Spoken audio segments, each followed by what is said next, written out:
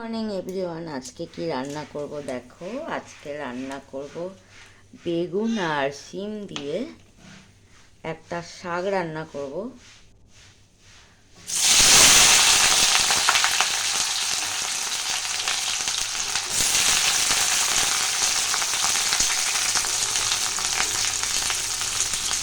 তো দেখো তেলটা গরম হয়ে গেছে। আমি শিম আর বেগুন ছোট ছোট কেটে আর এই যে ধুয়ে আর আগে দিয়ে দিলাম।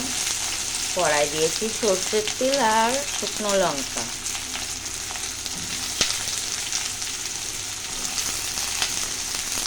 তো এই শাকটা আমার খুব পছন্দ, তারাও তোমাদের দেখাচ্ছি। রোজ দেরি হয়ে যায়, জানো তো, রোজ দেরি হয়ে যায়। আর কী করবো আমি বুঝতে পারি না। তো এই যে বেগুন আর শিমটা একটু নাড়িয়ে দিলাম।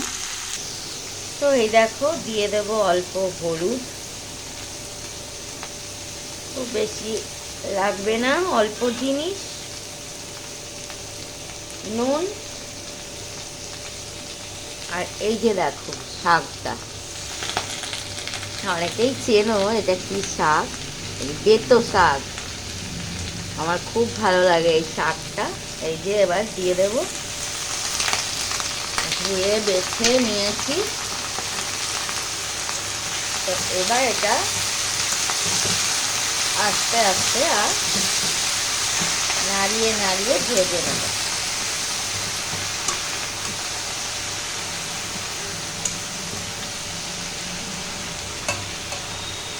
গ্রামে তো আমাদের মাঠেই হতো, কিন্তু এখন তো আমি শহরে আছি, কিনেই খেতে হয়।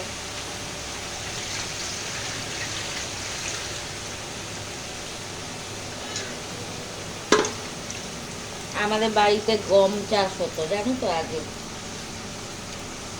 বন্ধুরা, গমের মধ্যে এই শাকগুলো হতো।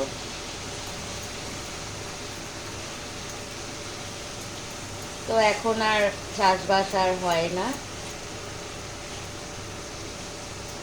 এখন বাড়িতেও কিনেই খেতে হয় খাওয়ার ইচ্ছা থাকলে। তো খুব সুন্দর লাগে এই শাকটা খেতে, কিন্তু একটু কাটতে ঝামেলা। এই যে পাতাগুলো ছিঁড়ে ছিঁড়ে নিতে হয়। তো এই দেখো শাকটা কিন্তু হয়ে এসছে। তো এইভাবে নেড়ে নেড়ে আর এটা আমি রেডি করে নেব। এর মধ্যে কিন্তু আর কিছুই দেব না। হ্যাঁ, তোমরা চাইলে পেঁয়াজ রসুন দিতে পারো, তো আমি ঠিক পছন্দ করি না সব কিছুতে পেঁয়াজ রসুন। হয়তো পেঁয়াজ দিলে আরও ভালো লাগবে। তো যেমন মেথির শাক রান্না করে, এটা আমি ওরকমই করে নিলাম। তো যদি ভিডিও ভালো লাগে লাইক কমেন্ট করো। টাটা। তো এ দেখো শাকটা এই যে কড়াই লেগে লেগে যাচ্ছে, মানে এটা কিন্তু হয়ে যাচ্ছে। এটা এরকমই হবে, এটা কিন্তু ঝরঝরা ভাজা হবে না। তো অনেকেই জানো, অনেকে জানো না। তো যে না জানো তাদেরকে বলছি, শাকটা কিন্তু দারুণ লাগে খেতে। তো একবার বানিয়ে দেখো এইভাবে। আর এই শেষ মুহূর্তে কিন্তু অনেক ঘন ঘন একটু নাড়তে হবে, না হলে কিন্তু এই যে কড়াই লেগে যাবে। এই যে দেখো